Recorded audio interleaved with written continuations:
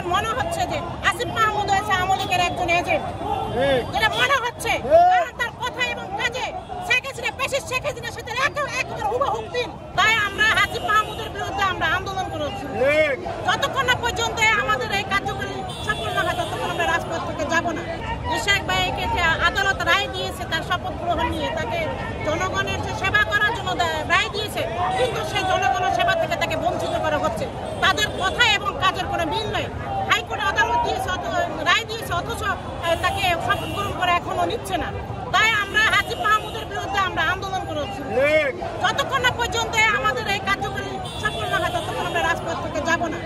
আমরা ইশাক ভাইয়ের শপথ গ্রহণের রায় চাই। লোক আছে, যেটা হলো আমাদের এখন মনে হচ্ছে যে আসিফ মাহমুদ হয়েছে আওয়ামী লীগের একজন এজেন্ট, যেটা মনে হচ্ছে। কারণ তার কথা এবং কাজে শেখ হাসিনার সাথে একেবারে হুবহু মিল।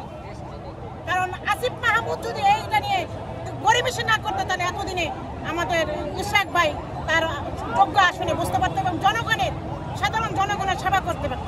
কারণ এখন সে জনগণের সেবা করতে পারছে না, শুধু তার শপথ গ্রহণে না নেওয়ার কারণে। তাকে আমরা ন্যায্য অধিকার ফিরিয়ে দিতে চাই। তাকে মেয়র পদে তার আসনে আমরা দেখতে চাই।